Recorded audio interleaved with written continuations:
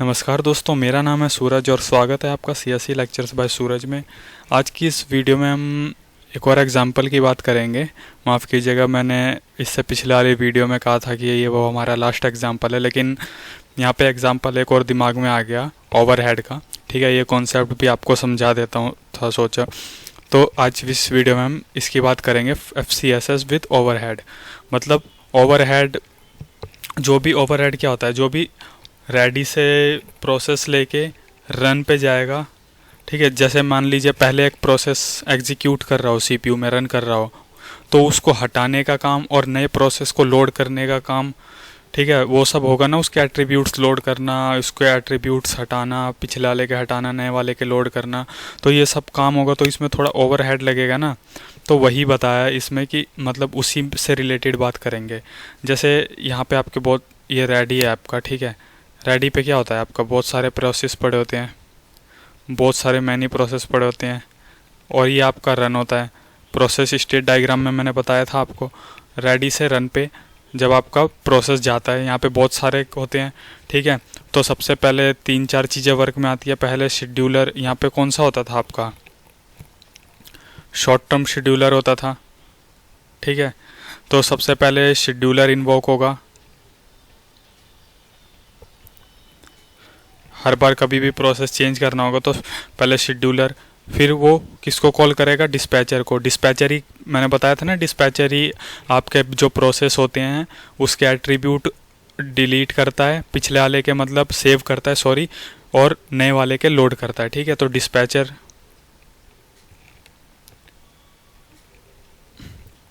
और फिर डिस्पैचर है जो आगे अपने प्रोसेस को वो करेगा, प्रोसेस को जो भी पिछले वाले को सेव करना है, नए वाले को एग्जीक्यूट करना है, वो सब काम ये डिस्पैचर करेगा। ठीक है, ठीक है, तो इतना क्लियर हो गया होगा आपको।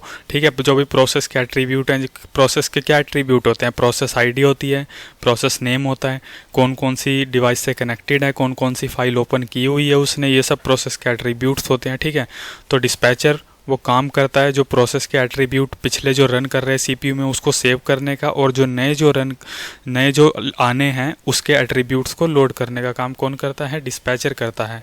ठीक है, तो सीपीयू इस एंटायर प्रोसेस के लिए क्या लेता है, कुछ टाइम लेता है। इंटायर प्रोसेस के लिए 1 यूनिट लेता है। ठीक है, ये है आपका ओवरहेड का। ठीक है, ओवरहेड के इंटायर प्रोसेस के लिए सीपीयू क्या लेता है, 1 यूनिट लेता है, 1 यूनिट। ठीक है, यहाँ पे भी लिख देता हूँ मैं 1 यूनिट का टाइम लेता है। ठीक है, अब हम अपना गैंट चार्ट बनाएंगे इसको लेके। तो हम अपना गैंट चार्ट बनाएंगे, तो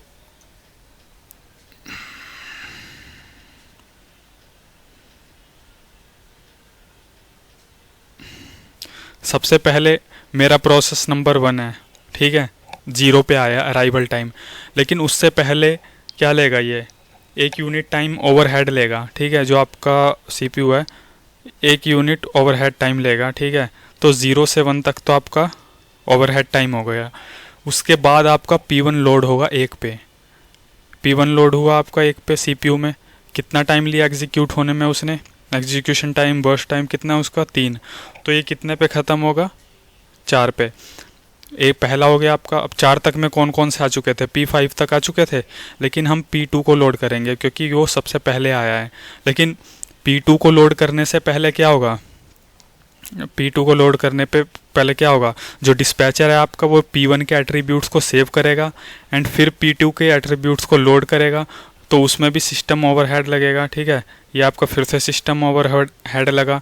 ठीक है, कितने तक लगा, 1 यूनिट टाइम तक लगा। यहाँ पर हमने देखा है ना 1 यूनिट, इसको पहले ही बता रखा है कि आपको कि इतना टाइम लग रहा है 1 यूनिट। अगर पेपर में आ जाए 2 यूनिट, 3 यूनिट, तो आप यहाँ पे 0 से 3 लेंगे। अगर 3 यूनिट आ गया, 2 यूनिट आया यहाँ पे, तो यहाँ पे 0 से 2 लेंगे, यहाँ पे भी 4 से 6 लेंगे। ठीक है, अगर 2 यूनिट आया तो।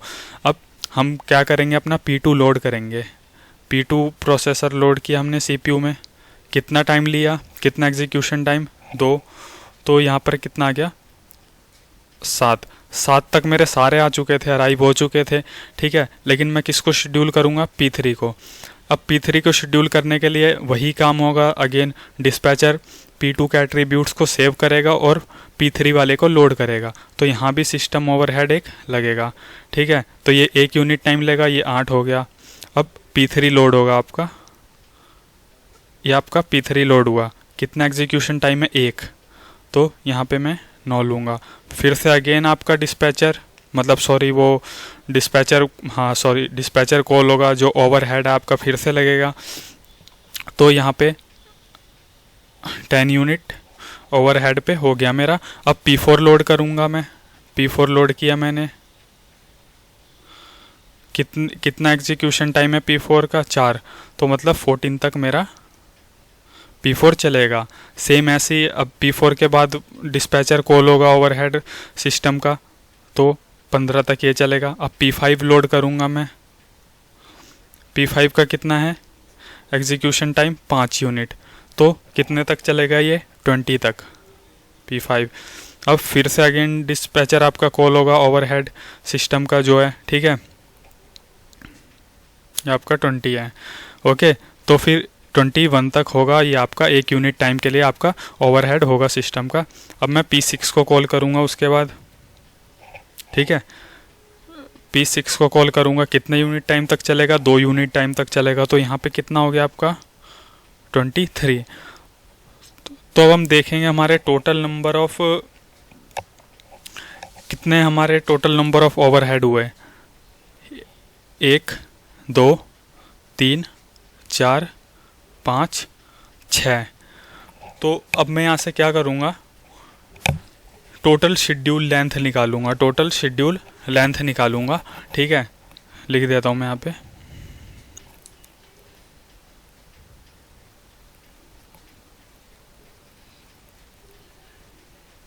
टोटल शेड्यूल लेंथ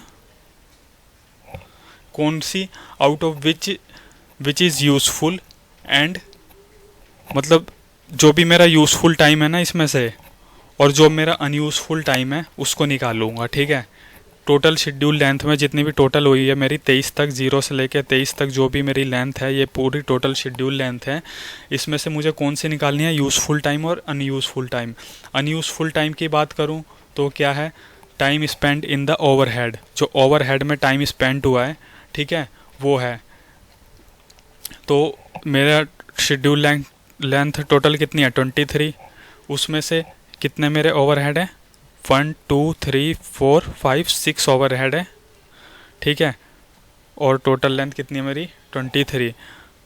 एक सेकेंड, तो शेड्यूल लेंथ मेरी कितनी है 26/23। तो ये क्या हो गया, आपकी ये इनफिशिएंसी आ गई।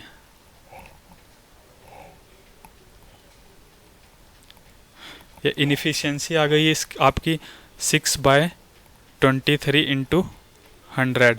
अगर मैं इफ़िशियंसी की बात करूं, इफ़िशियंसी क्या हो गया, रिमेनिंग टाइम होगा, जो भी बचा हुआ टाइम है। ठीक है, इनफिशियंसी तो आ गई है आपकी 6/23 इंटू 100। अगर परसेंटेज में निकालना है तो यहाँ से परसेंटेज में आ जाएगा, बाकी इफ़िशियंसी वैसे होगी आपकी 6/23। ठीक है, अगर आपको परसेंटेज में निकालना है तो इंटू 100 कर दीजिए, परसेंटेज आ जाएगा। इनफिशियंसी मतलब क्या, जो भी यूज़लेस टाइम है आपका, जो भी ये ओवरहेड में लगा है, वो आपकी इनफिशियंसी होगी। अगर इफ़िशियंसी की बात करें तो क्या होगी आपकी 1 माइनस जो भी आपकी इनफिशियंसी है 6/23। तो ये आपका आ गया, आपकी आ गई इनफिशियंसी, मतलब इफ़िशियंसी। अगर इसको परसेंटेज में निकालना है तो आप इसको इंटू 100 कर दीजिएगा। ये क्या आ गई आपकी, ये आपकी आ गई इफ़िशियंसी। ठीक है, तो होप आपको ये समझ आया होगा, ये जो भी आपको मैंने ओवरहेड वाला कॉन्सेप्ट समझाया है, मेन कॉन्सेप्ट ओवरहेड का यही है। ठीक है, आपसे एग्ज़ाम में ऐसे भी पूछ सकते हैं, अगर ये दे के आपको प्रोसेस नंबर दिया हो, अराइवल टाइम दिया हो और एग्जीक्यूशन टाइम दिया हो, और आपको ओवरहेड दिया हो 2 यूनिट, तो आपसे पूछ सकते हैं कि एवरेज कंप्लीशन टाइम क्या होगा, कंप्लीशन।